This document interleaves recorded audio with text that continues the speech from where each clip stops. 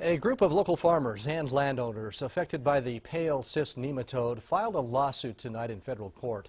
It's against the United States Department of Agriculture and the Idaho Department of Agriculture. The group says it was left with no choice. Eyewitness News reporter Tyler Berg is live in our newsroom right now. Tyler, this is over some regulations they've been trying to follow for years. Yeah, that's right, Todd. The group says these PCN regulations were put in place without any of their input, and now they essentially want to take back their land from these federally regulated quarantine areas.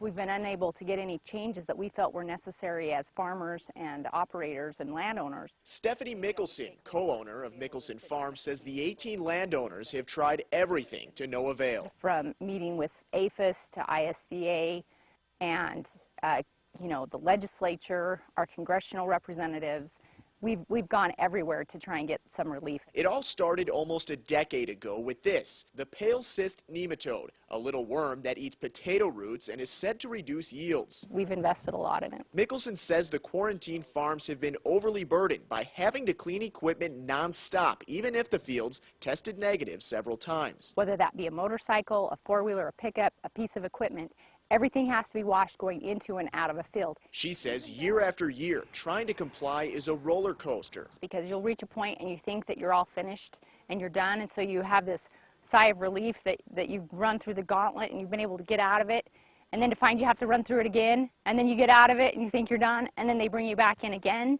In just the last 6 months, Mickelson says her farm has spent $700,000 following what she calls an unworkable and unnecessary program. Between washing and cleaning, between having to hire attorneys, which was our last resort, having to apply fumigants to our ground, I mean, it's been expensive. It's been an expensive 6 months. The group wants a workable program that they can be involved in crafting. I don't foresee that if this continues that we'll want to stay farming in Idaho.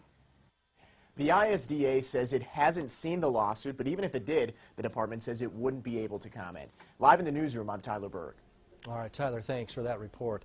Mickelson says the studies show PCN poses no threat to the potato or human.